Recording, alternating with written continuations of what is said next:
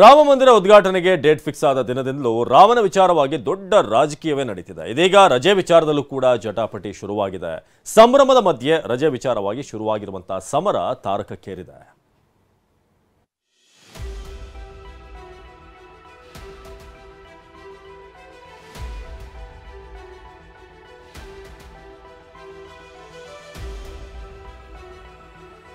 ಸಿದ್ದರಾಮಯ್ಯಗೆ ರಾಮನ ಮೇಲೆ ಭಕ್ತಿ ಇದ್ರೆ ರಜೆ ಕೊಡ್ಲಿ. ರಾಜ್ಯ ಸರ್ಕಾರಕ್ಕೆ ವಿಪಕ್ಷ ನಾಯಕ ಆರ್ ಅಶೋಕ್ ಆಗ್ರಹ. ರಜೆ ವಿಚಾರವಾಗಿ ಯಾವ ಮನವಿಯೂ ಬಂದಿಲ್ಲ, ಪತ್ರ ಬಂದಿಲ್ಲ, ನೋಡ್ತೀನಿ ಅಂತ ಸಿಎಂ ಸಿದ್ದರಾಮಯ್ಯ ಹೇಳಿದ್ರು.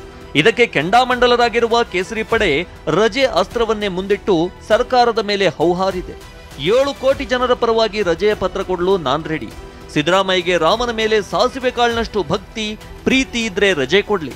ರಜೆಯಲ್ಲೂ ದ್ವೇಷದ ರಾಜಕಾರಣ ಮಾಡಿದ್ರೆ ಯಾರು ನಿಮ್ಮನ್ನ ಕ್ಷಮಿಸಲ್ಲ ಅಂತ ಆರ್ ಅಶೋಕ್ ಗುಡುಗಿದ್ದಾರೆ. ರಾಮನ ಶಾಪ ತಟ್ಟುತ್ತೆ ಅಂತ ಪ್ರಹ್ಲಾದ್ ಜೋಶಿ ಹೇಳಿದ್ರೆ ಎಚ್.ಡಿ. ಕುಮಾರಸ್ವಾಮಿ ಕೂಡ ರಜೆ ನೀಡಬೇಕು ಅಂತ ಆಗ್ರಹಿಸಿದ್ದಾರೆ.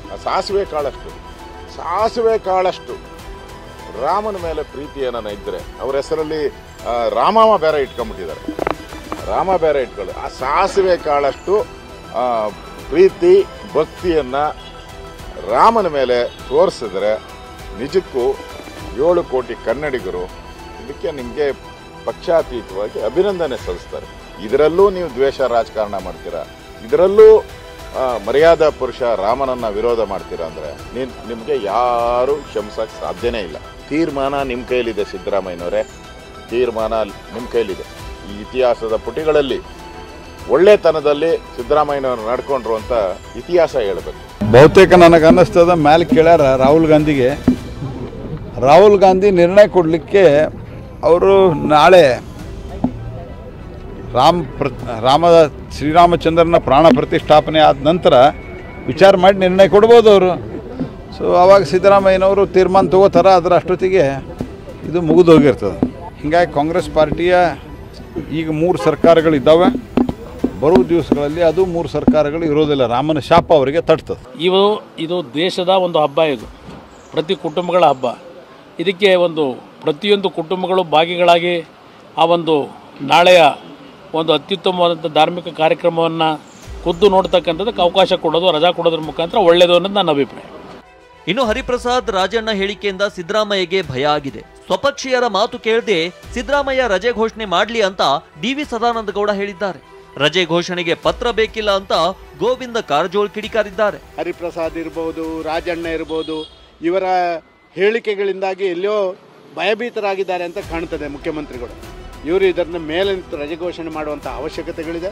ನಾನು ಆಗ್ರಹ ಮಾಡ್ತೇನೆ, ಕೂಡಲೇ ಹಿಂದೆ ರಜೆ ಘೋಷಣೆ ಮಾಡಬೇಕು. ಪತ್ರ ಬೇಕಾಗಿಲ್ಲ, ಪತ್ರ ಯಾಕಬೇಕು?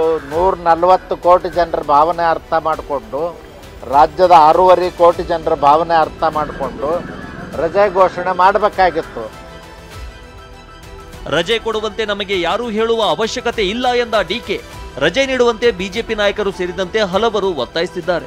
ಆದರೆ ರಜೆ ಕೊಡುವಂತೆ ನಮಗೆ ಯಾರು ಹೇಳುವ ಅವಶ್ಯಕತೆ ಇಲ್ಲ, ದೇಗುಲಗಳಲ್ಲಿ ಏನು ಆಚರಣೆ ಮಾಡಬೇಕು ಅದನ್ನ ಮಾಡ್ತೇವೆ ಅಂತ ಡಿಸಿಎಂ ಡಿಕೆ ಹೇಳಿದ್ದಾರೆ. ನಾವು ನಮ್ಮ ಭಕ್ತಿ, ನಮ್ಮ ಗೌರವ, ನಮ್ಮ ಧರ್ಮ ಪ್ರಚಾರಕ್ಕೆ ನಾವು ಮಾಡೋದಿಲ್ಲ. ನಮ್ಮ ಭಾವನೆ ಏನಿದೆಯಲ್ಲ, ಈಗ ಸರ್ಕಾರ ನಮ್ಗೆ ಯಾರು ಏನು ಕೇಳಿಲ್ಲ, ಯಾರು ಹೇಳೋ ಅವಶ್ಯಕತೆಯೂ ಇಲ್ಲ. ನಮ್ಮ ಮಂತ್ರಿಗಳೇ ಎಲ್ಲ ದೇವಸ್ಥಾನದಲ್ಲೂ ನಾವೇನು ಆಚರಣೆ ಮಾಡಬೇಕು, ಏನು ಪೂಜೆ ಮಾಡಬೇಕು, ಏನು ಪುರಸ್ಕಾರ ಮಾಡಬೇಕು, ಆ ಕೆಲಸ ನಾವು ಮಾಡ್ತೀವಿ. ಯಾರೇನು ಹೇಳ್ಕೊಡ್ಬೇಕಾಗಿಲ್ಲ, ಯಾರು ಒತ್ತಡ ಮಾಡಬೇಕಾಗಿಲ್ಲ.